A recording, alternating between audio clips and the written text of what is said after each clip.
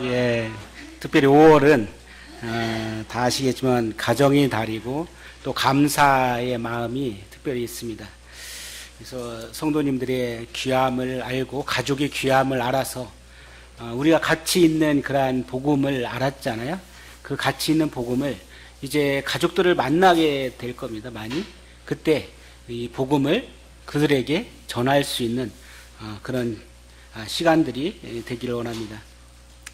저는 오늘 성도님과 함께 성경적인 가정 생활에 대해서 결혼과 부부 생활 그리고 자녀 양육에 대해서 이렇게 함께 알아보기를 원합니다. 참 가정이 올바로 서서 부부간에 갈등 없이 그리고 자녀가 잘 양육되는 것이 참 힘들다는 것을 알고 계시죠. 그렇지만 성경에서는 그와 같은 것들을 어떻게 했는지 한번 알아보기를 원합니다. 먼저 창세기 2장 24절 한번 보시겠습니다. 창세기 2장 24절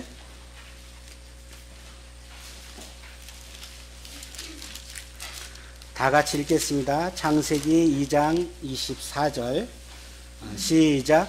이러므로 남자가 부모를 떠나 그의 아내와 합하여 둘이 한 몸을 이룰지로다.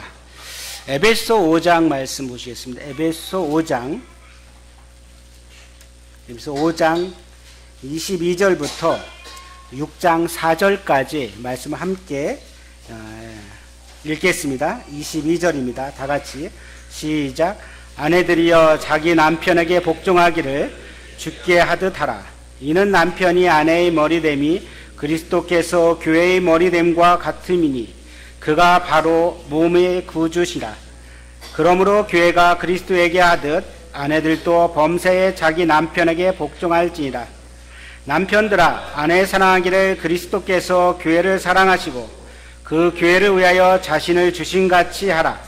이는 곧 물로 씻어 말씀으로 깨끗하게 하사 거룩하게 하시고 자기 앞에 영광스러운 교회로 세우사 티나 주름 잡힌 것이나 이런 것들이 없어 거룩하고 흠이 없게 하려 하심이라. 이와 같이 남편들도 자기 아내 사랑하기를 자기 자신과 같이 할지니 자기 아내를 사랑하는 자는 자기를 사랑하는 것이라. 누구든지 언제나 자기 육체를 미워하지 않고 오직 양육하여 보호하기를 그리스도께서 교회에게 함과 같이 하나니 우리는 그 몸의 지체임이라. 그러므로 사람이 부모를 떠나 그의 아내와 합하여 그 둘이 한 육체가 될지니 이 비밀이 크도다. 나는 그리스도와 교회에 대하여 말하노라. 그러나 너희가 각각 자기의 아내 사랑하기를 자신같이 하고 아내도 자기 남편을 존경하라. 자녀들아 주 안에서 너희 부모에게 순종하라. 이것이 옳으니라. 내 아버지와 어머니를 공경하라. 이것은 약속 있는 첫 계명이니 이로써 내가 잘되고 땅에서 장수하리라. 또 아비들아 너희 자녀를 노엽게 하지 말고 오직 주의 교훈과 훈계로 양육하라. 예. 가정이 올바로 쓰는 게 참 어려운 걸 보게 되죠. 요즘에 보면은 가정이 쉽게 무너지고 결혼했다가 금방 이혼하고 하는 모습들을 보게 됩니다. 건강한 가정 그리고 성경적인 가정을 세우는 또 특별히 5월에 가정의 달이기 때문에 그런 가족의 소중함 또 교회 안에서 가르치는 그런 선생님들 또 학교에서 가르치는 선생님들 또 부모에 대한 은혜에 대해서 감사함을 갖는 그런 시간들이 되기를 원합니다. 가정하면 어때요? 우리가 생각할 때 가정하면 들어가기 싫은 그런 가정인가요? 가정이 생각할 때 뭐가 있어요? 내가 들어갈 곳이다. 내가 편히 쉴 곳이다. 내가 어려움이 있고 그렇지만은 쫓기는 삶이지만 그곳에 가면은 편안함이 있고 또 안락함이 있고 안식처다. 혹시 그렇게 생각하지 않나요? 그러니까 가는겠죠.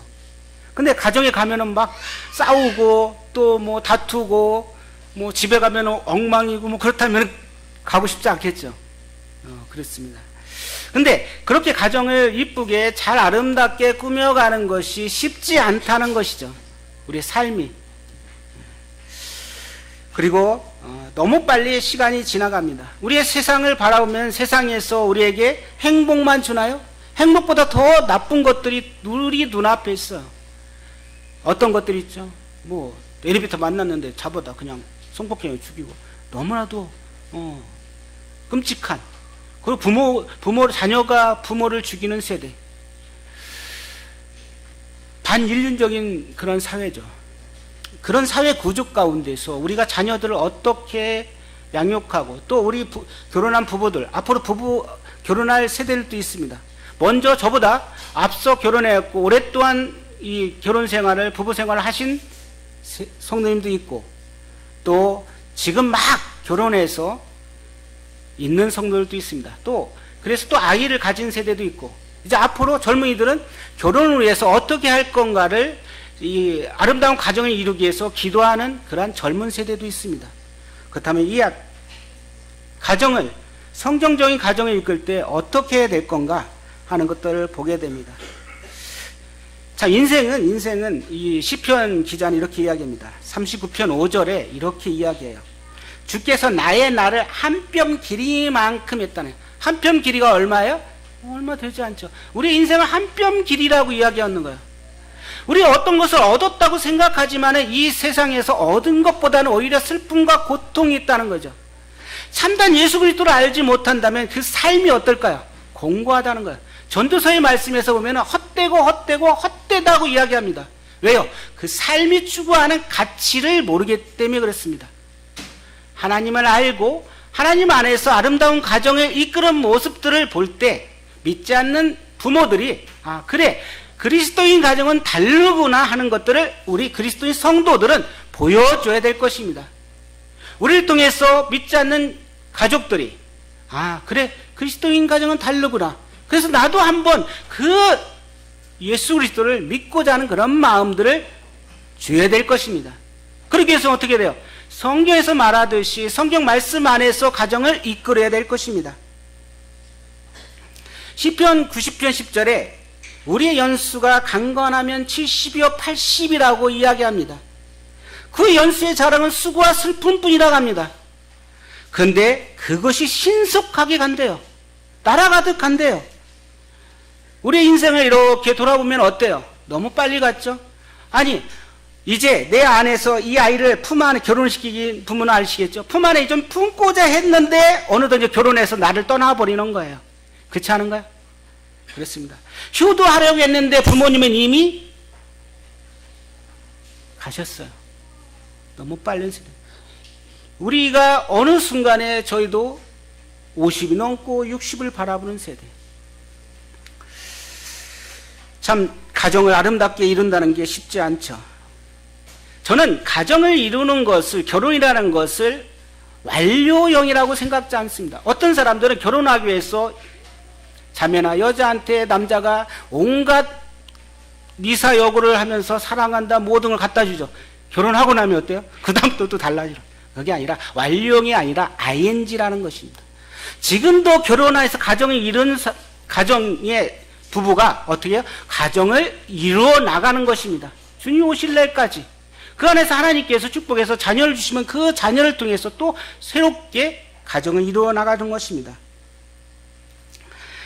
이 2016년도 혼인 통계를 이렇게 제가 뽑아봤어요. 한 3,000명을 대상으로 분석했는데 남성의 평균 초혼 연령이 35.8세랍니다.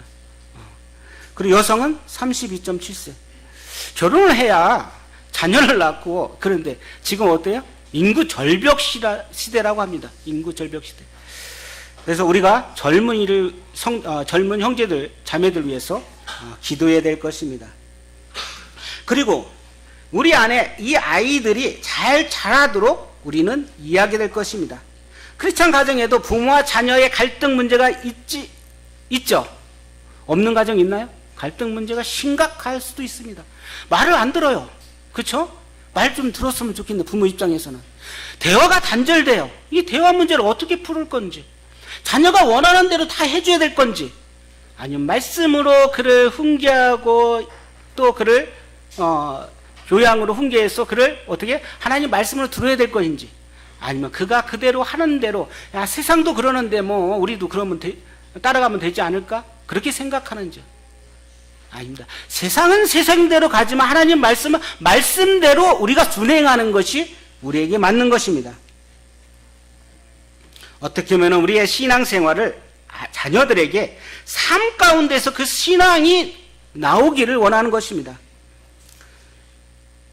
첫 번째, 성경에서 말하는 결혼과 가정은 무엇일까요? 가정은 하나님이 주신 가장 기본적인 그런 교회라고 생각합니다. 가정에서 우리가 초대교회에 모였잖아요. 그렇죠? 가정을 개방해서 성도들이 모였습니다. 가정은 어때요? 교회와 밀접합니다. 뗄래야 뗄 수 없는 관계죠. 어때요? 유기적인 결합체라고 했습니다.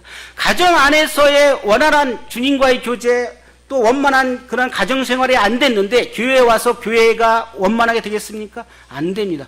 가정생활이 건강하고 또 원만하고 잘 될 때 교회가 또한 이와 같이 원만하고 또 건강한 그러한 교회가 될 것입니다. 여기서 말하는 이 건강한 가정은 성결 요건이 뭘까요? 곧 건강한 교회를 이루는 것입니다. 창세기 2장 24절을 우리가 보았습니다. 남자가 부모를 떠나 그의 아내와 합하여 둘이 한 몸을 이룰지어라고 했습니다. 여기서 말하는 결혼은 믿음 안에서의 결혼을 이야기합니다. 믿음 안에서 결혼했을 때 원만하게 이렇게 가는 것입니다. 그러지 않고 고린도후서 6장 14절에 뭐라 합니까? 너희는 믿지 않은 자와 멍에를 함께하지 말라. 의와 불법이 어찌 함께하며 빛과 어둠이 어찌 사귀며 그리스도와 벨리알이 어찌 좋아하며 믿는 자와 믿지 않는 자가 어찌 상관하랴. 믿는 가정을, 믿는 자와의 결혼을 전제로 하고 있습니다. 사사기 14장 1절에 3절은 삼손은 어떻습니까? 나신인이었습니다. 그럼에도 불구하고 그는 세상적인 여인을 취하게 됩니다. 블레셋 사람의 여인을 보고 그를 이제 아버지한테 이야기합니다. 내가 좋아하니까 그를 아내로 맞이했으면 좋겠다. 불순종합니다. 아버지가 이렇게 해야죠.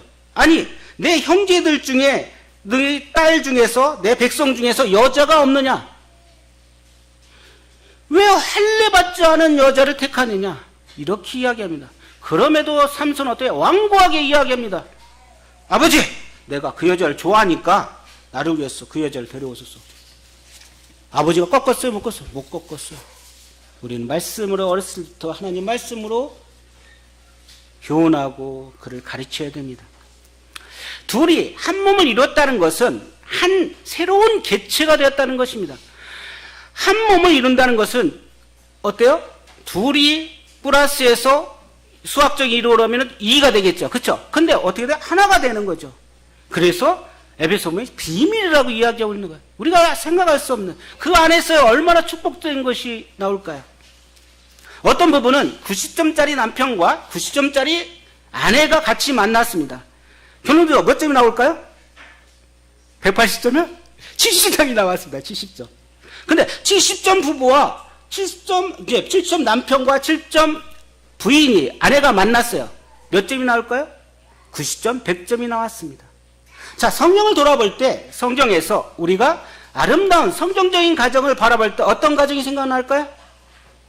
아굴라와 프리스길라. 정말 아름다운 가정입니다.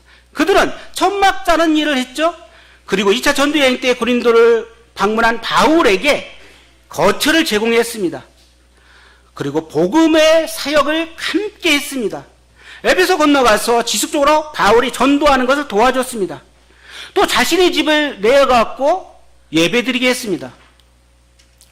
그리고 바울의 복음의 동역자라고 로마서 16장 3절에 4절에 보면 나옵니다. 바울을 위해서 자기 목숨까지 바쳤습니다. 이렇게 헌신했던 이러한 아굴라와 브리스길라의 가정. 아브라함과 사라도 우리가 볼 때 아름다운 가정입니다. 또 이삭과 리브가는 에서와 야곱을 통해 자녀 양육에서 여러 가지 어려움이 있었지만 하나님의 계획 가운데서 그들은 이루어갔습니다. 한 부인을 맞이했죠. 근데 반대로 성경에 보면 아합과 이세벨 어땠습니까? 어떻게 그렇게 악한 쪽으로 같이 짝짝짝 막는지.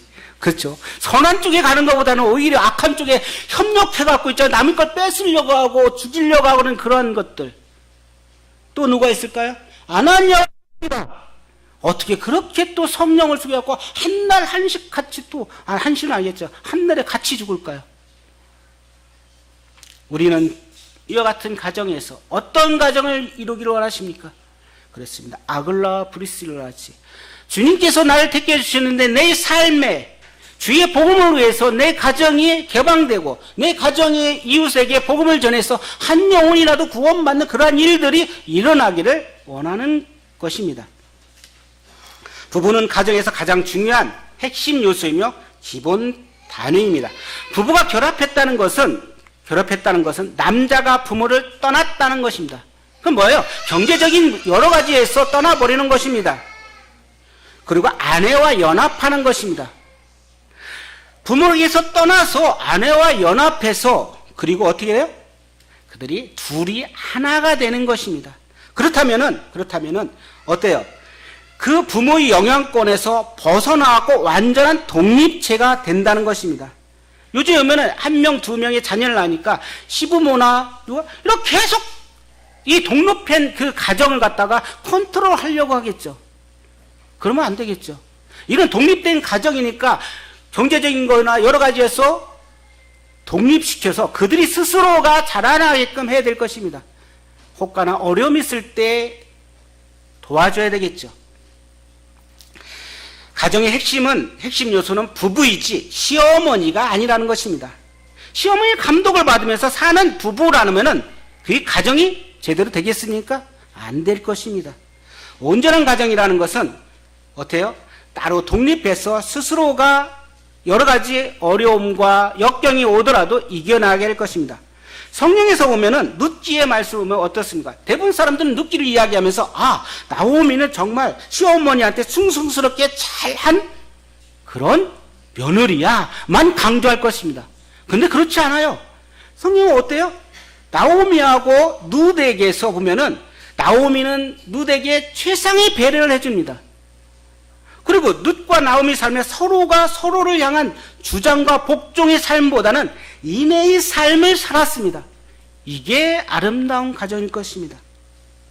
두 번째, 그러면 가정이 왜 중요할까요? 가정은 하나님이 창조 사역이 그 안에 있습니다. 그리고 지상 사명을 수행하는 기초 단위입니다. 창세기 1장 27, 28절에 보시겠습니다. 창세기 1장 27, 28절. 하나님이 자기 형상 곧 하나님의 형상대로 사람을 창조하시되 남자와 여자를 창조하시고 하나님이 그들에게 복을 주시며 하나님이 그들에게 이르시되 생육하고 번성하여 땅에 충만하라 땅을 정복하라 바다의 물고기와 하늘의 새와 땅에 움직이는 모든 생물을 다스리라 하시니 하나님께서 가정을 이루면서 그들에게 어떻게 한 거예요?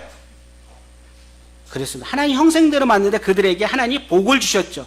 생육하고 번성하라는 거예요. 결혼해서 자녀를 낳으라는 거죠. 그 자녀를 통해서 어떻게 해요? 또 땅에 충만하게끔 되는 거죠. 그리고 땅을 정복하라는 거예요. 복음을 전해서 땅에 이 세상 가운데 믿지 않은 영혼들이 구원받게 하는 것이 우리의 의미잖아요. 그리고 모든 걸 다스리라고 이야기합니다. 어떻게 보면 가정은 하나님께서 창조 사역부터 이야기하셨고 그리고 지상 명령을 말한 것처럼 우리가 기초 단위에서 가정부터 시작돼야 될 것입니다. 마태복음 28장 18, 20절에 보면 제자들에게 지상 명령을 하셨죠. 너희는 가서 모든 민족에게 제자를 삼으라고 이야기합니다. 명령을 하셨어요. 그리고 사도행전 1장 18절에 너희는 내 증인이 되라고 이야기했습니다. 가정을 통해서 우리는 거듭난 성도들은 그 같은 것들을 나가야 될 것입니다. 두 번째, 하나님의 교회를 돌보는 감독자로 본을 삼으셨습니다. 이 가정이 올바러야만 교회에서도 그 같은 일을 할 수 있습니다. 그래서 디모데전서 3장 2절에 감독은 한 아내의 남편이 되라고 합니다. 가정에서 한 아내의 남편이 되지 않는데 교회 안에서 제대로 할 수 있습니까? 그 역할을 못하겠죠.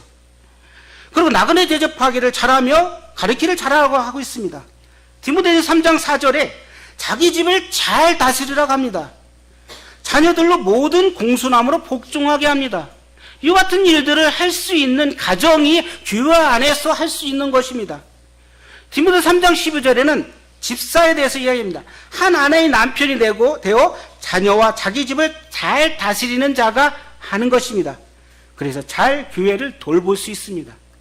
세 번째, 그리스도의 삶과 사역에 회방받지 않기 위해서 그렇습니다. 가정이 있음으로 인해서 그리스도의 복음을 전하고 하는 데 있어 회방을 받지 않는 것입니다. 베드로전서 3장 7절에 남편들아 이와 같이 지식을 따라 너희 아내와 동거하고 그를 더 연약한 그릇이요 그리고 그를 귀히 여기라 합니다. 너희 기도가 막히지 않게 하기 위해서 그렇습니다. 가정에 한 아내가 있고 아이들이 있음으로써 그들이 잘 주님 안에서 성장하고 아름다운 과정일 때 어때요? 내가 주님과의 그러한 삶과 사역을 할 때 회방받지 않는 것입니다. 기도가 막히지 않는 것입니다. 디도서 2장 4, 5절에는 젊은 여자들을 교훈하되 그 남편과 자녀를 사랑하며 또 집안일을 하며 선하며 자기 남편에게 복종하게 하라. 이는 하나님 말씀이 비방을 받지 않게 하려 하는 것입니다. 아내의 역할도 중요합니다. 남편이 일을 할 때 그와 같이 비방받지 않게 하기 위해서. 이제 세 번째, 가정의 기초는 어디에 두어야 될까요? 그냥 허공에 그냥 두어야 될까요? 내 생각대로 그냥 가정을 만들어야 될까요? 아닙니다. 하나님 말씀을 기초로 해서 우리가 세워나가야 되는 것입니다. 우리의 만족의 근원은 누구에게? 하나님께 두고 서로 헌신의 대상이 되어야 될 것입니다. 우리가 결혼할 때 우리 어디다 손을 올려놓고 하죠? 성경책 위에다가 놓고 결혼합니다. 미국 대통령들이 대통령이 취임할 때 어디다 손을 올려놔요? 성경책 위에다 올려놓고 하고 있습니다. 우리의 삶 가정도 어디에 손을 올려놓아야 돼요? 성경책의 말씀에 기초를 두고 우리의 가정을 이끌어야 될 것입니다. 요한일서 1장 3절에 우리의 사귐은 아버지와 그 아들 예수 그리스도와 더불어 누리게 하는 것입니다. 에베소 2장 13절에 그리스도 예수 안에서 그리스도의 피로 우리가 가까워졌기 때문에 그래서 우리가 주님 안에서 있어야 될 것입니다. 그리고 가정의 역할이 중요합니다. 남편의 역할이 중요합니다. 왜요? 범죄했을 때 창세기 3장 9절에 여호와 하나님께서 아담을 부르셨습니다. 그 책임을 누구한테 물었습니까? 아담에게 물었습니다. 가정을 잘 세우는 데 있어서 제대로 못한다면 남편에게 물을 것입니다. 남편, 너 누구누구는 제대로 했느냐? 남편의 책임이 막중합니다. 올바로 가정을 세우기 위해서 남편이 먼저 깨어있고 리더해야 될 것입니다. 그래서 가정의 모든 영적 책임을 좀 지어야 될 것입니다. 넷째로, 그렇다면 하나님 안에서 부부관계는 어떨까요? 자, 결혼한 후에 부부관계 만족하시나요? 만족하시는 손이 없네요?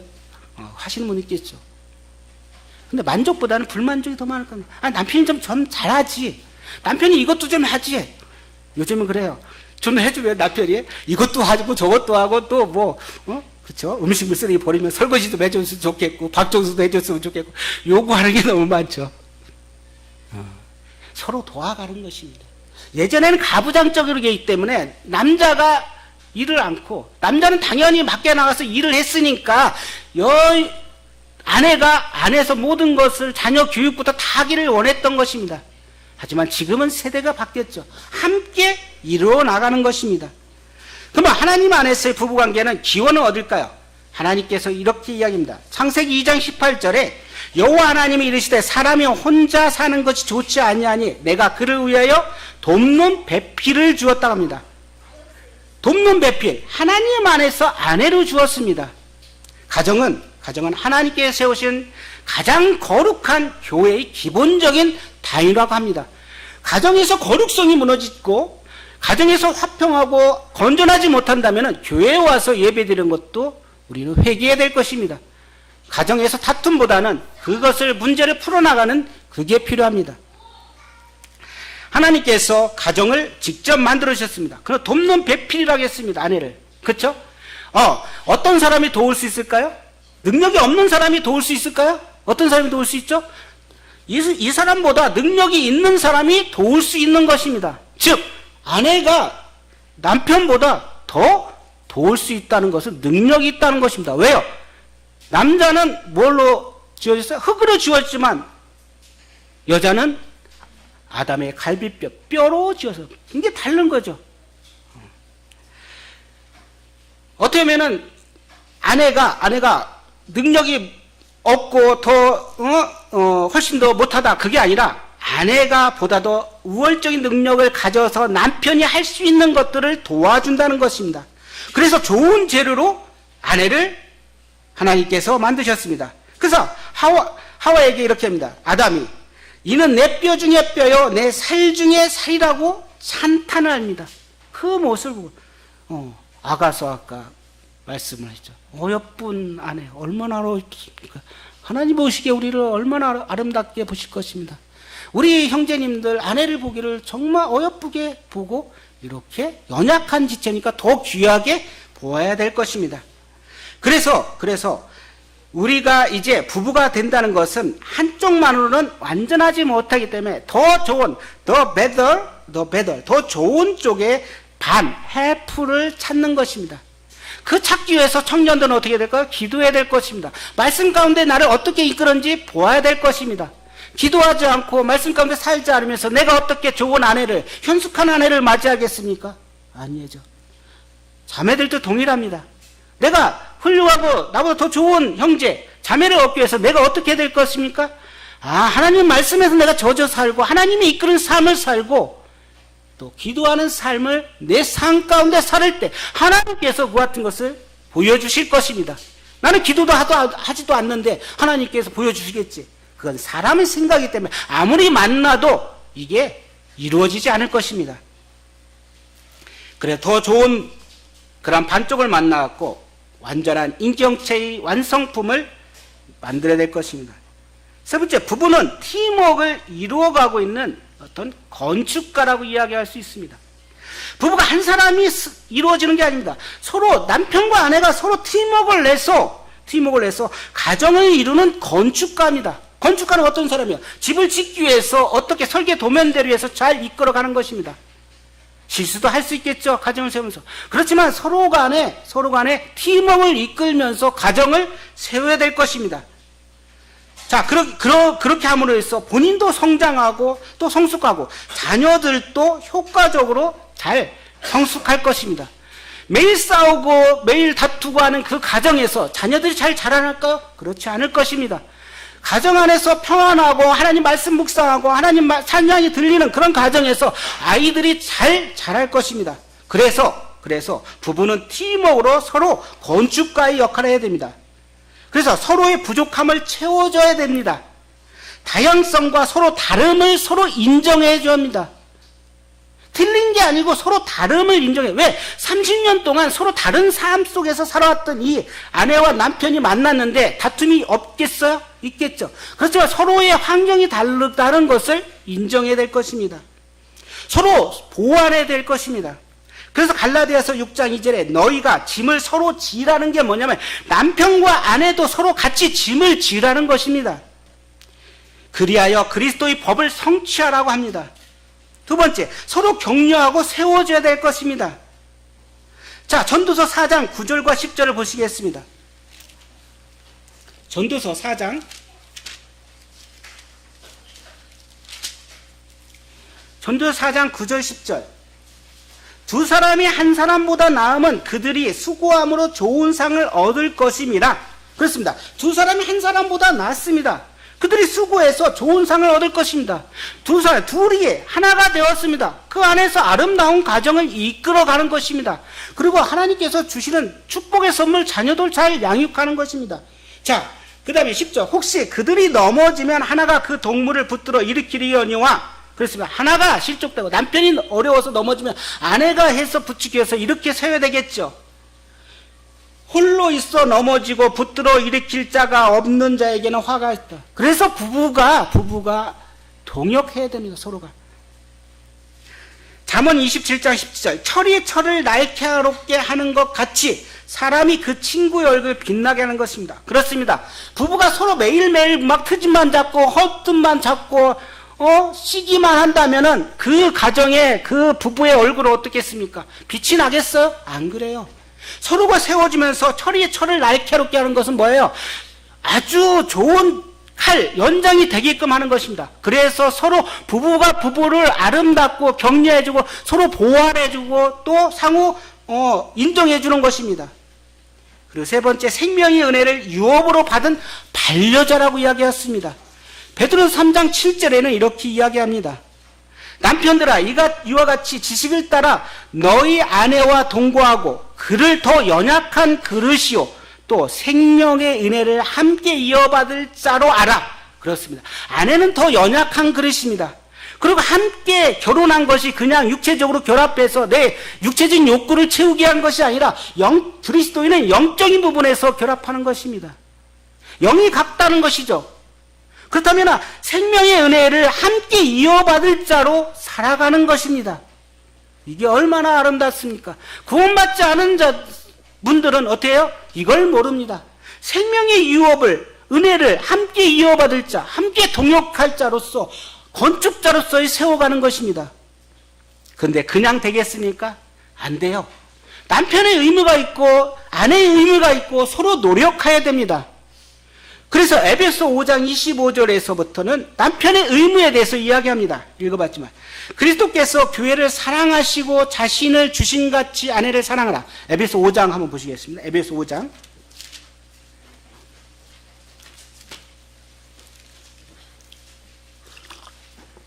에베소 5장 25절 남편들에게 이야기합니다. 남편들은 아내 사랑이를 그리스도께서 교회를 사랑하시고 그 교회를 위해서 자신을 주신같이 아내를 사랑하는 것입니다. 28절 이와 같이 남편들도 자기 아내 사랑이를 자기 자신과 같이 할지니 자기 아내를 사랑하는 자는 자기를 사랑하는 자니라. 제 몸같이 사랑하래요. 아내 사랑하는 게 누구를 사랑하는 거야? 나를 사랑하는 거야. 아내 사랑? 니꼬로 자기 사랑이에요. 그래서 아내를 사랑하는 거예요. 29절 누구든지 언제나 자기 육체를 미워하지 않고 오직 양육하여 보호하기를 그리스도께서 교회에게 함과 같이 하라. 그렇습니다. 미워하지 않고 오직 양육하고 보호하기를 그리스도께서 교회에 함과 같이 하라고 남편에게 했습니다. 그럼 남편만 하니까 아내도 있어요. 아내 5장 22절 죽게 하든 남편에게 복종하랍니다. 하나님 모든 권위는 하나님이 세우신 것입니다. 남편이 가장으로서의 역할이 세워지게끔 아내들은 이야기해야 될 것입니다.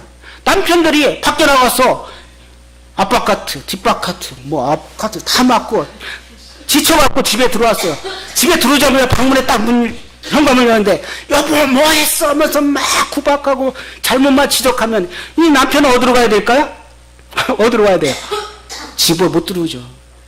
좀 쉬고자 하는데 못 하잖아요. 그래서 아내는 남편을 세워줘야 될 것입니다. 그래서 23절에 보면 그리스도가 교회의 머리됨 같이 남편이 아내의 머리됨을 인정하는 것입니다. 24절에 교회가 그리스도께 복종하듯 아내는 남편에게 복종하듯 범사에 자기 남편에게 복종할지라고 이야기했습니다. 그렇다면 이와 같이 있는데 그러면 성숙한 부부 생활에 필요한 요소들은 무엇일까요? 첫 번째 상호 헌신해야겠죠. 이런 의무도 있지만 상호 헌신해야 돼요. 배우자에 대한 용납도 필요하고 예전에는 남편이 집에 와서 출근했다가 집에 오면 있잖아요. 물 갖고 와. 딱 한 잔 마시고 리모컨 놨다가 딱 리모컨 놨다가 야 리모컨 얘 누가 갖고 라 리모컨 야 리모컨만 돌리고 그런 세대 지나갔죠. 그렇죠? 그렇게 하면 안 되겠죠. 상호 헌신해야겠죠. 당장 쫓겨나간다요. 상호 이해입니다. 서로 의사소통을 해야 되는 거예요. 또 동일한 가치관을 가지고 하나님 중심으로 공통된 인생의 목표를 설정해야 될 것입니다. 동일한 가치관, 하나님을 중심으로 공통된 인생의 목표를 설정하고 추구해야 됩니다. 아모스 3장 3절에 4절에 두 사람이 뜻이 같지 않은데 어찌 동행하겠습니까? 뜻을 같이 해서 같이 동행하는 아름다운 그런 가정을 이루어야 될 것입니다. 동일한 가치관이죠. 근데 믿지 않는 자와 믿는 자가 결혼했을 때 영적으로 다른데 어찌 가치관을 같이 할 수 있겠습니까? 그래서 믿는 자와 함께 하라는 것이 하나님 말씀이고 명령인 것입니다. 살면서 부부간에 갈등이 있어요, 없어요? 있습니다. 여러 가지 많죠. 왜 그럴까요? 대화와 소통이 되지 않기 때문에 그래요. 이것을 대화와 소통의 문을 열 수 있는 게 필요합니다. 가정만 그런가요? 아니요. 직장에서도 있잖아요. 소통이 안 되면 있잖아요. 혈액이 순환이 안 되는 것 같아요. 답답한 거, 체한 것 같아요. 교회 안에서 소통이 안 되면 어떨까요? 똑같습니다. 가정에서도 이 부부간의 갈등은 서로의 의견 소통이 안 되기 때문에 그렇습니다. 그래서 행복한 가정을 시도하는데 팁을 드리겠습니다. 언어 사용을 잘하세요. 언어 사용. 잠언 16장 24절 선한 말은 꿀송이 같아서 마음에 달고 뼈에 양약입니다. 올바른 말이 필요합니다. 근데 에베소 4장 29절에는 더러운 말은 너희 입 밖에도 내지 말래요. 오직 덕을 세우는데 소용되는 대로 선한 말을 하여 듣는 자에게 은혜를 입히게 하래요. 에베소 4장 19절. 그래서 행복한 가정을 위해서 어려움을 서로 이야기해야 됩니다. 상대방을 공격하지 말고 화를 내지 말고 또 과장하고 헐뜯지 말고 또 부인은 아내는 때때로는 유머도 필요하죠. 받아서 넘기는 것도 필요합니다. 같이 맞받아치면 되겠어요? 안 되겠어요? 안 되는 것이죠. 그리고 행복한 가정에 하지 말아야 할 것이 있습니다. 절대로 둘이 한꺼번에 화를 내지 말아요. 아이 때문에 문제가 있는데 남편이 아내가 화를 내니까 남편도 같이 화를 내면 안 된다는 거죠. 화를 낼 때는 언제 내냐면은 집에 불이 나지 않았을 때는 큰 소리로 화를 내지 말아요. 집이 불났으니까 화를 하고 막 불이야 소리쳐야겠죠. 이 소리 지른다는 것은 뭐냐면 어떤 위기가 당할 때 이 사실을 경고해 주는 것입니다. 주인이 게으른 종을 부를 때 쓰는 말이랍니다. 근데 가정 안에서 이렇게 하면 되겠어요? 안 된다는 거죠.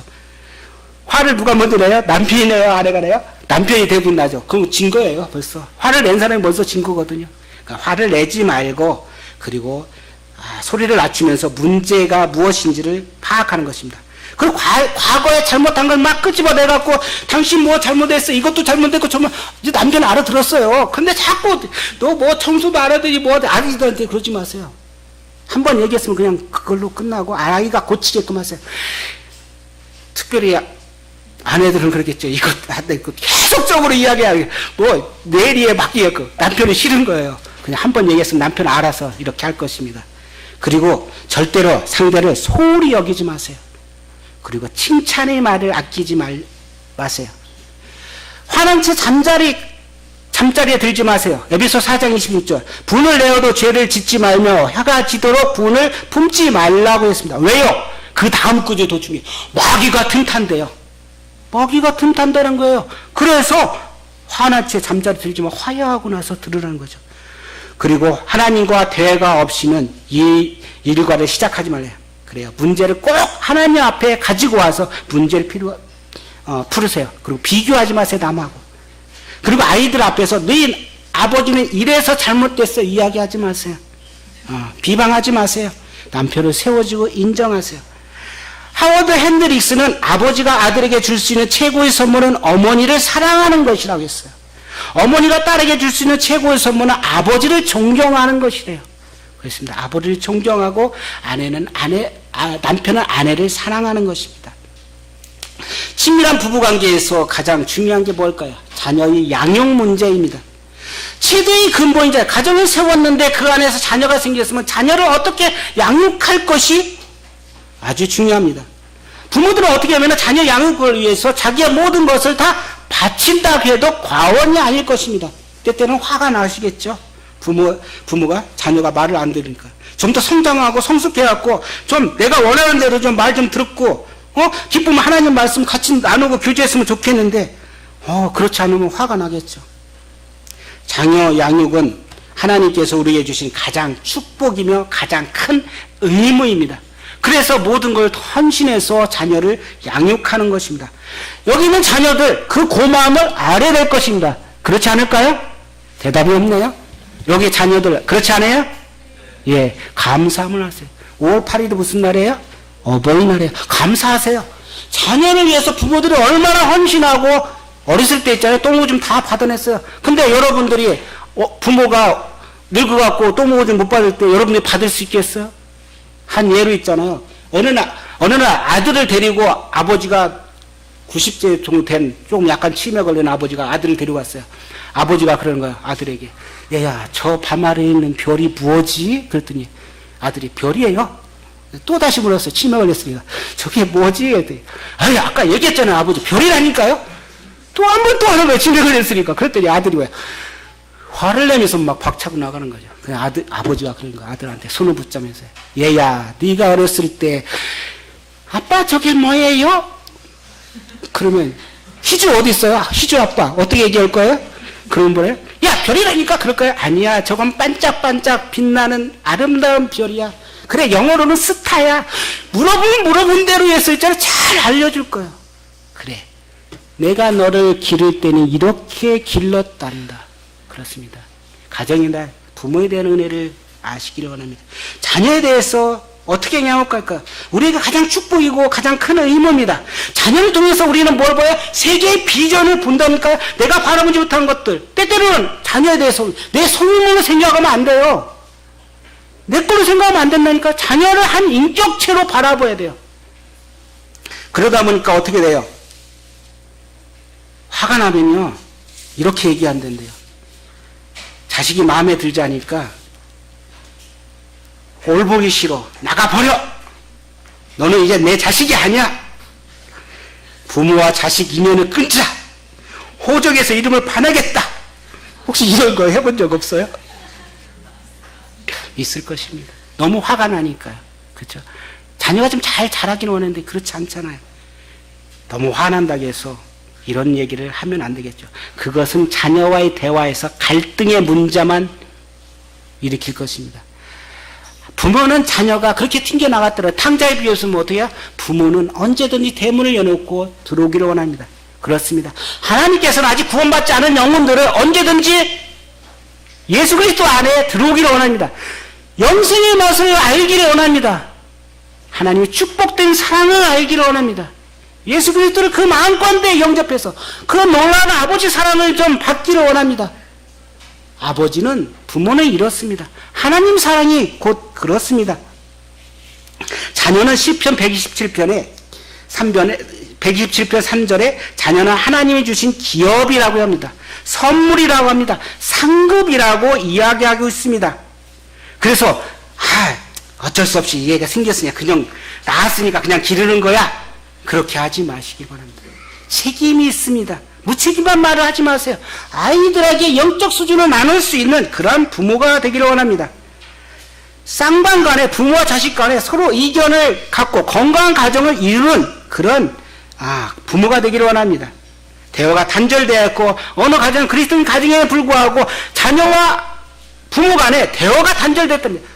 말을 안 듣는다는 거. 그런 온전한 가정이 아닌 것입니다. 자녀를 위해서 기도해 주십시오. 자, 야곱은 기도해 줬어요. 손자를 위해서. 자, 머리에 손을 얹고 아빠가 자녀를 위해서 축복 기도해 주세요.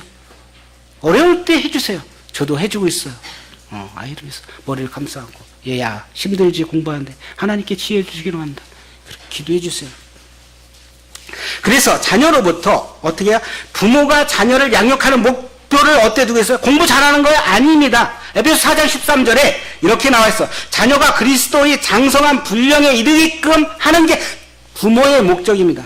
그래서 하나님의 아들을 믿는 것과 아는 일에 하나가 되어 온전한 사람을 이루어 그리스도의 장성한 분량까지 이르는 게 부모의 목표인 것입니다. 그리고 데살로니가 후서 1장 3, 4절에 보면은 그리스도를 닮아가는 것입니다. 데살로니가 교회는 이렇습니다. 형제들아, 우리가 너희를 위하여 항상 하나님께 감사한다고 합니다. 이것을 당연하면 너희 믿음이 더욱 자란다고 합니다. 데살로니가 교회는 믿음이 자라갔습니다. 너희가 다 각기 서로 사랑이 풍성했습니다. 근데 그들의 상황이 어때요? 좋은 상황이 아니었다니까요? 모든 핍박, 환난 중에서 너희 인내와 믿음으로 인하여 그들이 믿음이 자라났습니다. 그리고 사랑이 풍성했습니다. 그것을 여러 교회에 우리가 친히 자랑한다고 이야기하고 있습니다.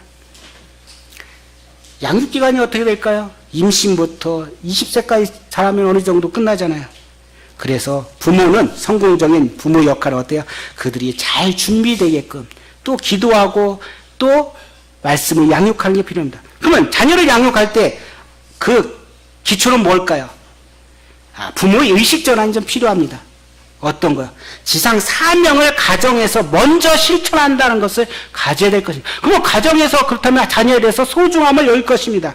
아, 나았으니까 그냥 네 알아서 잘하겠지. 그게 아니라 마태복음 28장 아까 읽은 대로 너는 가서 모든 족속으로 제사, 그렇습니다. 자녀 구원을 위해서 먼저 힘써야 될 것입니다.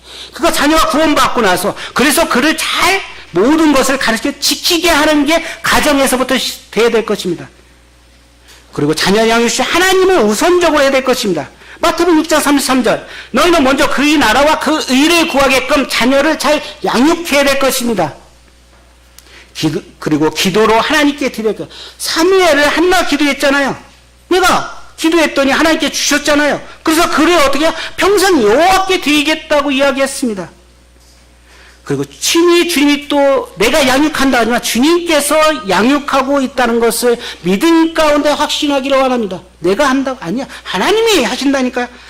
에베소 2장 10절 우리는 그의 만드신 바라 그리스도 예수 안에서 선한 일에 우리가 지음받은 자라고 이야기했습니다. 디도서 2장 12절 우리를 양육하시되 그랬습니다. 이 세상의 정욕을 다 버리고 근신함과 의로움과 경건함으로 이 세상에 살아갑니다. 자녀에게 정성 들이면요 그만큼 보상이 따르는 거죠. 주의 말씀, 정성 들이라는 것은 주의 말씀으로 양육하라는 것입니다. 그래서 잠언 22장 6절에 아이를 그가 마땅히 가야 할 길로 훈육하라. 그리하면 그가 늙어서도 그 길을 떠나지 않는다니까요. 그러니까 정성 들이는 거 하나님 말씀 안에서 정성 들여서 가르치랍니다. 일어날 때인지 앉을 때인지 나갈 때인지 하나님 말씀으로 그를 가르치라고 신명수에 말씀되고 있습니다.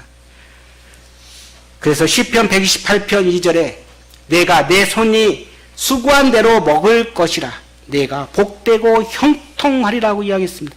자녀에게 하나님 말씀 안에서 올바로 가르칠 때 그들이 오히려 복되고 기업이고 우리 복입니다. 자녀가. 그럼 어떻게 양육할 건가? 어떻게 할까요? 주의 교양과 훈계랍니다. 에베소 6장 4절에 했잖아요. 또 아비들아 너희 자녀를 노엽게 하지 말고 오직 주의 교양과 훈계를 했던. 우리는 쉽게 아이들에게 노엽게 만듭니다. 재밌잖아요. 그죠? 아이가 노여면 그런 걸 가지면 안 되겠죠. 노엽게 하지 말고 노엽게 하면 오직 주의 교양과 훈계로 양육해야 할 것입니다. 교양은 뭘까요? 누가복음 2장 52절에 예수님처럼 전인격적으로 자라기를 원하는 것입니다. 예수는 그 키와 그 지혜와 그 키가 자라며 하나님과 사람에게 더 사랑스러워 가더라.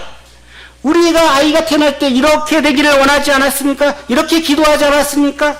그렇습니다. 지혜, 혼적인 성장, 키, 육적인 성장, 하나님의 사랑, 영적인 성장, 사람에 대한 사랑, 사회적인 성장에서 다 완벽하게 사랑스러운 아이로 자라가기를 원하실 것입니다.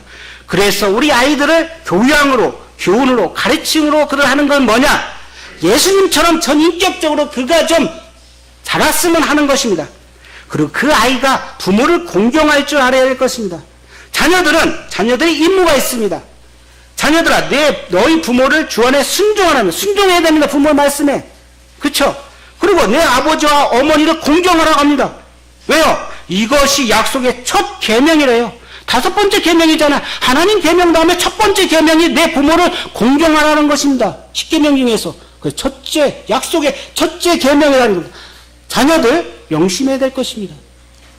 그리고 이게 어떤다고요? 3절에 에베소 6장 3절에 이는 내가 잘되고 땅에서 장수하는 거예요. 이게 여러분들이 자녀들이 땅에서 잘되고 장수의 비결이라니까요. 그것을 자녀만 한 게 아니라 부모도 같이 해야 될 것입니다. 그리고 자녀가 순종하는 것을 어려부터 배우게끔 해야 됩니다. 그냥 막 뗐으니까 모든 걸 사주는 게 아니라 말씀으로 그가 듣게끔 해야 될 것입니다. 예레미야 22장 21절에 내가 평안할 때에 내게 말하였으나 내 말이 나는 듣지 아니하리라 하였나니 내가 어려서부터 내 목소리를 청종치 아니하니 내 습관이라. 그렇습니다. 습관이 되어버린다니까 청종치 않으니까. 그러니까 어린아이를 어떻게 해요? 훈계해야 된다니까요. 때때로는 그 아이에게 또 하나님 말씀으로 그를 가르쳐야 돼요. 부모의 잘못된 사랑이 뭐야? 내 소유물이라고 생각하면 안 돼요. 내 부모의 욕구를 채우기 위해서 자녀를 양육하면 안 되는 거죠. 대리만족, 그게 안 됩니다. 그리고 정직하게 하나님 앞에 살도록 그를 가르쳐야 될 것입니다.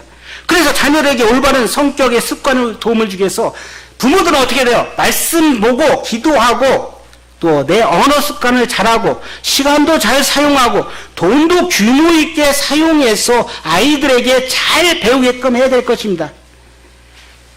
그리고 훈련과 훈계로 양육합니다. 자녀 양육 목표와 지침은 훈계를 통해서만 성취됩니다. 훈계의 원칙은 부모와 합의해서 해야 될 것입니다.